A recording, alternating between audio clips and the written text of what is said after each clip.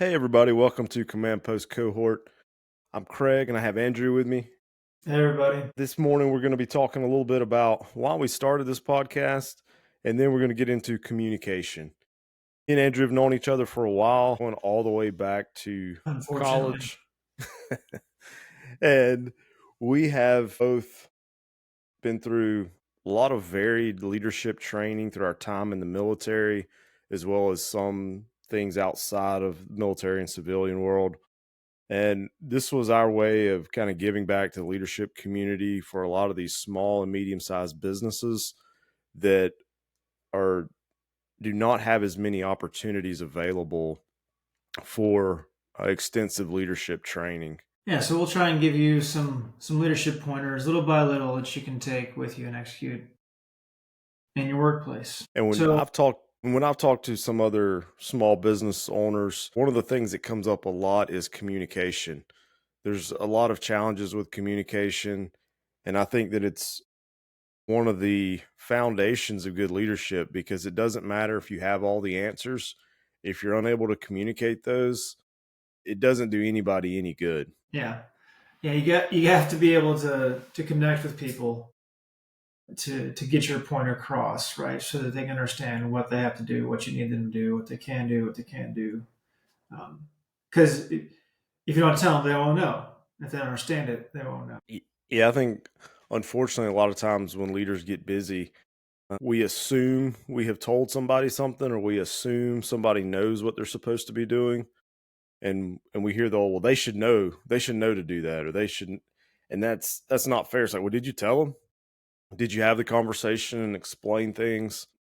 And that is one thing I think we'll talk a little bit about today is it's not just the conversations and how you send emails, but being there is a key Yeah. aspect of communication. Yeah, you're right, Craig. Because there's a difference between message sent and message received. Absolutely. You might have thought that you told someone, or this is a standard thing that we always do, but maybe not, right? Just like you said, what you have told them may not be exactly what they received, what they understood to be the requirement. Yeah, when I think of the idea of being there and how it applies to not just physically, but in a conversation, and Mm. it goes back to that: was the message actually received? Well, if I'm also trying to answer emails on my phone while I'm having this conversation with one of my team members, and I'm creating, friction points, I'm creating distractions for myself as opposed to just being there in that one conversation. You hear the whole saying, be where your feet are, and talk with that person or with that team, and then you can go back to the emails because unfortunately that's a part of all leaders' lives these days. Yeah, You're going to find yourselves on a Teams call, and you're going to find yourself um, conducting business through email, but at the time when you're trying to have that good communication, focus on that with that, whether it be one person or one department. I yeah, think that showing them that you're going to take that time is important. yeah. And I think you're right, man. You get credit for showing up, right? Absolutely. It is one thing to receive an email from somebody and get told to do something. It is another entirely for someone to come, for your leader, your boss, to come into your space or to where the work is being done and provide the direction, see what's going on, and listen to your concerns, right? And actually listening, right, like you just mentioned. So, as a leader, a person is in a position of charge of some kind, you you get credit for showing up. You go to where the work is going to be done, and you don't necessarily even have to say anything.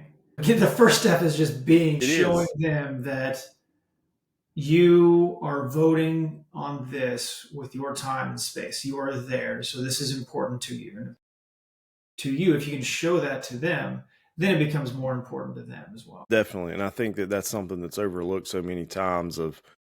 I remember having young leaders come to me and, you know, describe a situation that maybe somebody had called them and told them about, or they had heard about. And I would say, well, did you go down there?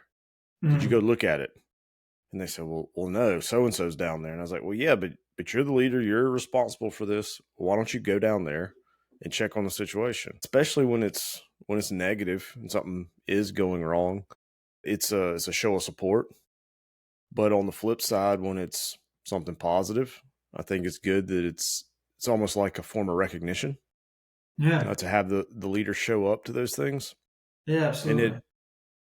it reminds me, the term we used in the army was troop in the line, and that really comes from in a military formation where you literally walk the line and check on all the soldiers. For me, a lot of times it was in guard towers at our little Yeah. outpost. If I had some free time, I would go up to the guard towers and just see how they were doing. And there was no real agenda. I would ask them, what are you seeing out here? Any different activity? But also ask them, hey, have you been able to call home? You've been able to get mail, so you can check on morale as well as the mission or the actual objective and the job oriented stuff. Yeah, exactly. Exactly, man. So you're absolutely right. And goes the idea of calendars and checkbooks, right? Where you spend your time, where you spend your money, where your energy goes, grows, right? And Craig, I used to do the same thing. I called it Copenhagen informal counseling. Oh, let me unpack that a little bit. I was in an airborne unit as a company commander. So that's a side. That was there was 82, just under 100 soldiers in my formation. So, and in this airborne unit, in airborne operations, there comes a period of time where after you get on your parachute, you get inspected, and since you're not the pilot, you're not in charge of the aircraft at all. You just get on it and then jump off of it. You have to wait after you get all your stuff on, after you get your chute ready. You have to sit there and wait for the aircraft to arrive and get inspected, make sure it's ready to go. So there ends up being about 30 minutes usually, or sometimes more, sometimes less, while you can do nothing but sit there because you already have all this gear on and you can't touch it after it's inspected for safety reasons. So anyway, once that period arrived, my first sergeant and I, my second command, we would do what we call Copenhagen informal counseling. It's where we just walk around and do nothing but talk to the soldiers. We say, just like Craig was saying, right? How's your family doing? What do you think about this? You might be up for a promotion soon. What do you think about that? And you check, little things, techniques and stuff they should know. We asked them about the weather, what festivals they're going to that weekend. This Yeah, was in Germany at the time. Also mixed in with that is what Craig was saying. Is what we kind of slide in a little bit of, hey, what are we doing? What are we doing today? Just checking, making sure they know that they can tell me in their own words what they're supposed to do, what their part of the job is, right? But it's not. I'm not standing up in front of the American flag, yelling at them, telling them what to do. I'm just there having a conversation with them. yeah. And and I think that makes leaders so much more approachable when you have those informal touch points of a small conversation here and there. It goes so far that and you may learn some things, you know, that you weren't aware of. And it's like, hey, why don't we do this process in this manner? And you're like, well, I didn't even know that was a problem because I'm so Yeah, far removed from that. But also when time comes to have those formal conversations, you are so much more approachable as a leader that it's not they have seen you outside of the more official settings. And it's not just in your office when somebody's in trouble or somebody's getting yeah, promoted, but it's also in a space that's common and normal to them. Like you're coming into their, office, so to speak, as opposed to them coming to you. yeah, exactly. And all this stuff that we talk about, I think we've learned primarily through military trainings and military experiences, but it's so applicable to the business world. I mean, with this example here, you can even think back to the Toyota production system where they have the Gimba walks and they talk about going to where the work is done. And that is Yeah, something, all manufacturing companies, I shouldn't say all, but a lot love the Toyota production system and how yeah, effective it is.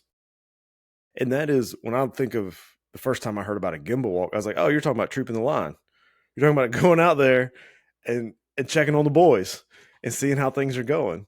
And yeah, it's no different if you are standing in a guard tower, getting ready for an airborne operation, or if you're over there making car parts on a production line, it's the same aspect for that leader is to go out there sometime. Don't just be holed up in your office and nobody ever see you unless you're there to yell at somebody. Like Yeah. Yeah. Exactly. you should be out there and visible. And I've seen a lot of small, medium-sized business owners, if the ones that do this and the ones that are out there and around their team, they're very well respected usually because they understand what's going on and there's that Yeah. open line of communication. Yeah, Craig, I think you got a great example there, right? Like, it's one thing to sit in your office and somebody to come and say, "Hey, we have this problem with the manufacturing line," and you kind of say, "Okay, I'm going to write it down. You scribble some stuff down in your notes and say, I'll take care of it." And maybe do, maybe you don't. Maybe there's other things. It's entirely different for you to go and actually walk around the manufacturing line and say, "Oh, this is what you're talking about. Well, let's move this part of the operation over to here. That way it flows better. The pieces you need are right there next to you. You don't have to walk all the way across the factory floor." Safety, all kinds of things can be fixed, just like you Absolutely.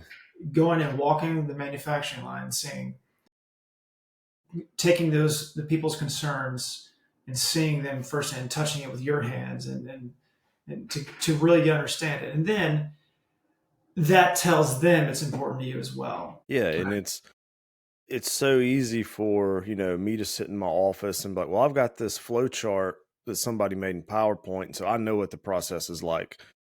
But then it's like, okay, well, take that flow chart and I want you to go down the production line and I want you to walk with that piece of material. And I want you to see if it actually goes where you think it goes. Because you'd be surprised how many times, you're doing Yeah. process analysis, it doesn't go where it's supposed. You're like, well, but the sheet says this. No, it doesn't matter. The forklift operator picked it up and took it somewhere else. Yeah. So Yeah. that's where it went in reality. Uh, Yeah. and you miss all that stuff if you're not out there with it. Yeah. And it goes back to your point, you brought up about calendars and checkbooks. And that I think is one of the best litmus tests of a priority.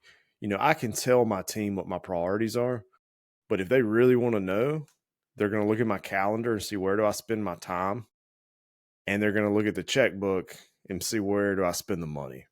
And if I Yeah. say that my people are important, well, I better be investing some money in their training and their benefits and not just providing lip service.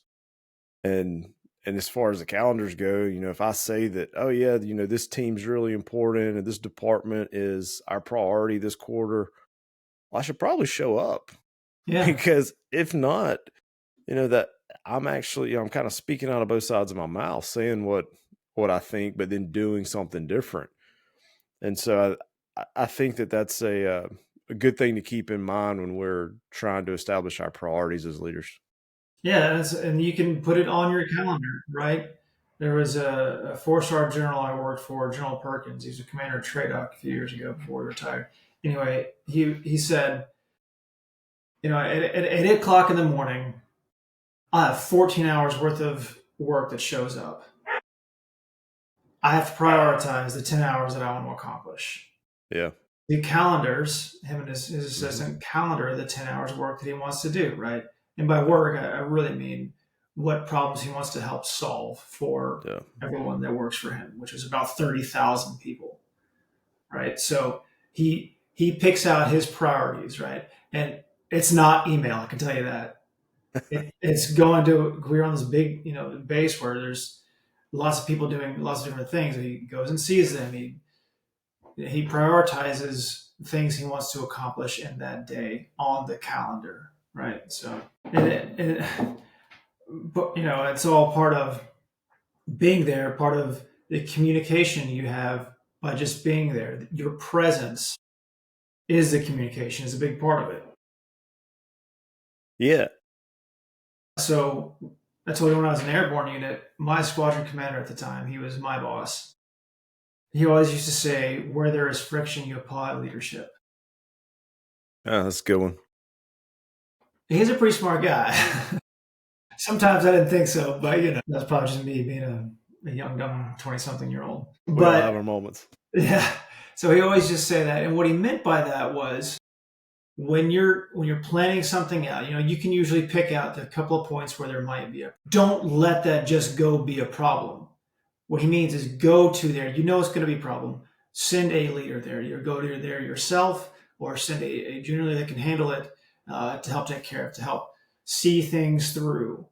Right? Because if there's problems, then you just let your employees, your soldiers out there trying to deal with it on their own. It's going to cause several problems. One is the problem might not get solved. Number two is the employees or soldiers are going to get frustrated with you. So, Yeah, and I think that's a good example of being proactive. That's a mhm. big part of leadership is we've got to be proactive. And we talk about presence as a form of leadership. It's always important to me that the presence of leaders are welcomed. And so in that Yeah. example you shared, if we're anticipating problems, you're right. You send a leader there, not to micromanage, not to get in the way, but he Mhm. should represent more assets. He should represent the ability to get help. I Yes. like to think of it as it's kind of that feeling of you have, you know, your big brother shows up, Yeah. on the playground. Now Yeah. now you've got help. You're not worried about, the bullies in town. Well, it's okay because big brother's here. You Yeah. want that type of feeling, not, oh god, here comes somebody to micromanage what I'm doing, but it should be welcomed. And but if Yeah. we only show up as leaders when we're there to yell at somebody or to, reprimand or whatever it is, then we're not really doing a good job of that line of communication. Yeah. I think you got a great example there, man. Because like when your big brother shows up, what does it feel like when your big brother isn't there? Your big brother doesn't show up, right? Right. When your boss doesn't show up, so that boss has left you there to defend on your own and try and solve all those problems on your own, which isn't always great, right? Yeah, exactly. And to go all the way back to where you said, we get credit just for showing up.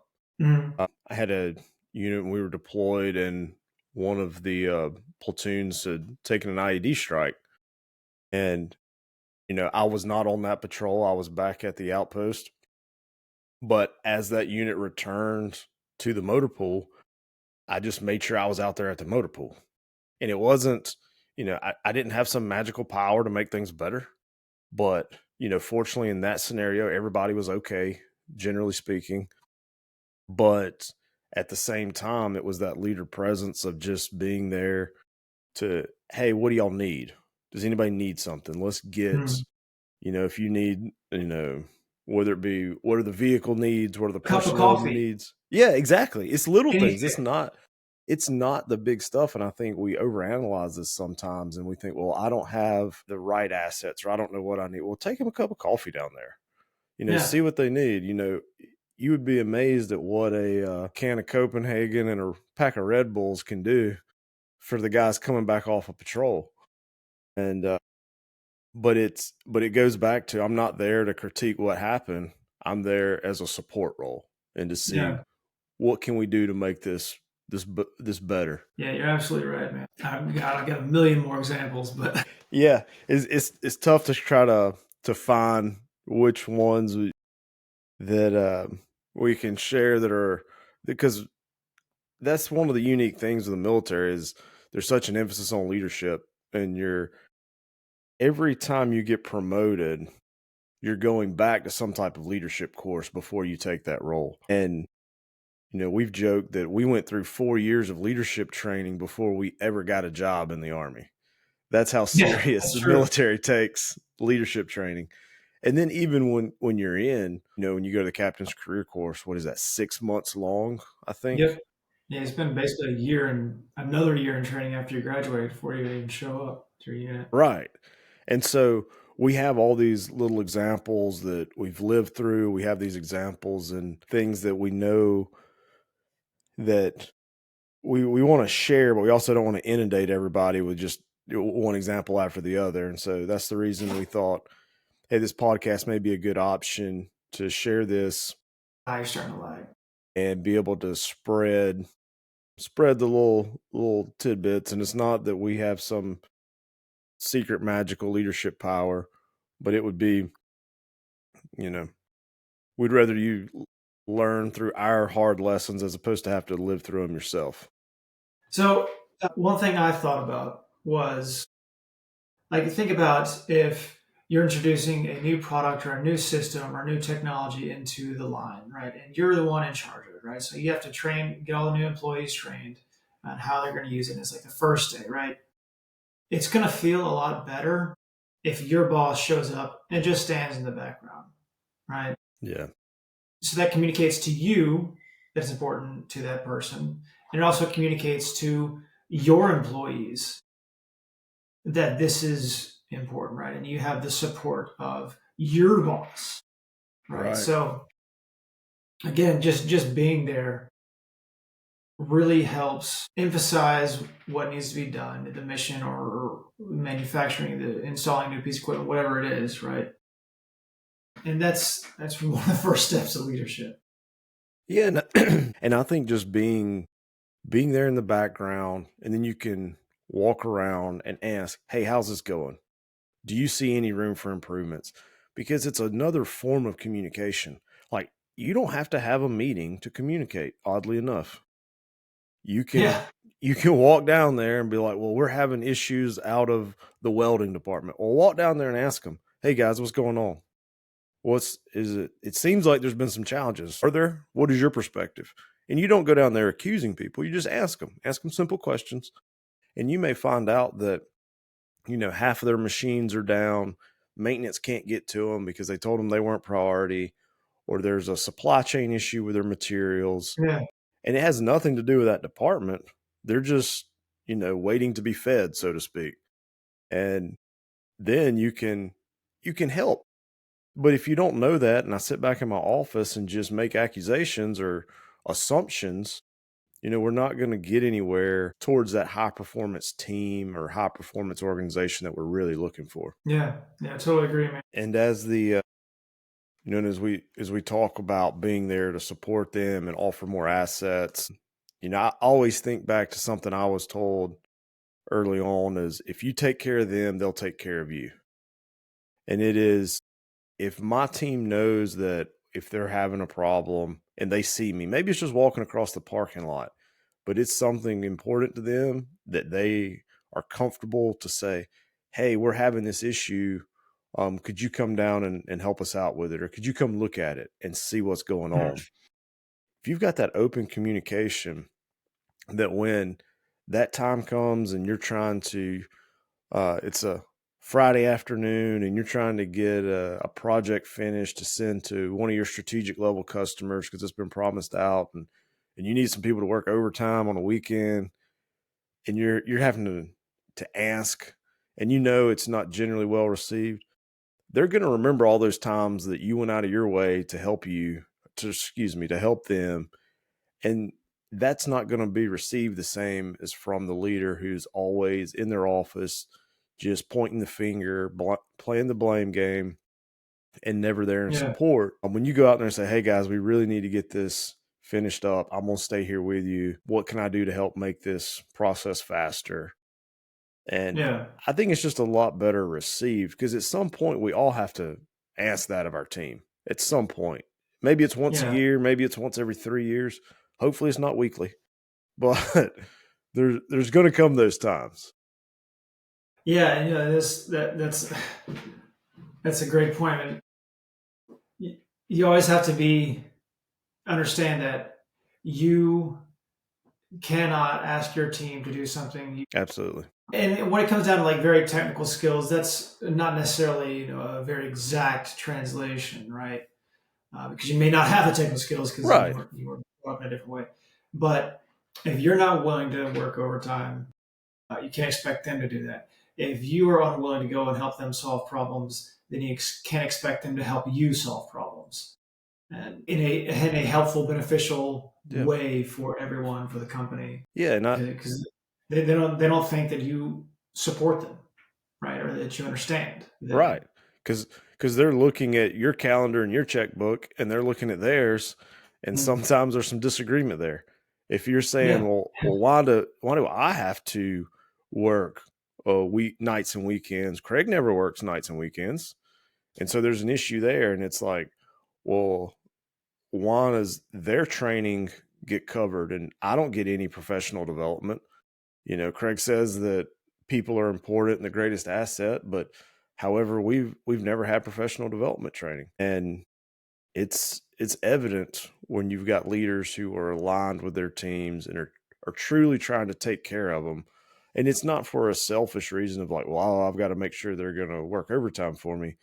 It is, if you get your team working at a high skill level beforehand, you never have to worry about that overtime thing. I mean, it is, Yeah. you're preventing those problems. Like you said, you're applying that leadership where it matters and you're getting ahead of all those problems as opposed to waiting for them to show up. And then, Yeah. Yeah. Yeah. so, Well, and so that's like the whole point of this, right? Like, this is some simple, easy stuff that digestible format, hopefully, that the leaders out can take and use. That doesn't take all day. Doesn't take a lot of resources that you can deliver it. And this isn't just for leadership, right? Like, you can give this to the employees too, so they understand how kind of the way you're working, your brain thinks, or the lessons you're learning, so that they can understand it and perhaps even grow into leaders themselves. yeah, I always tell people that one, leadership's not rocket science. And then in addition to that, all these things are small steps that we use to work ourselves out of the job, because Yes. you should be trying to Yes. grow other leaders and work Yeah. yourself out of the job. The caveat to that is that doesn't mean we get to play more golf. That Yeah. means that we get to work on more strategic objectives. It means that Yeah. we're no longer worried about what's going on in the welding department because that department is so self-sufficient in leadership. They don't need as much of our help. But maybe sales does, or maybe logistics does. Mm. And eventually it's I can focus on the vision and the strategy of my company as opposed to being in the weeds on the day to day. But I still think it is important that we look at, hey, these are small tangible things that we can all do, and even not just at work.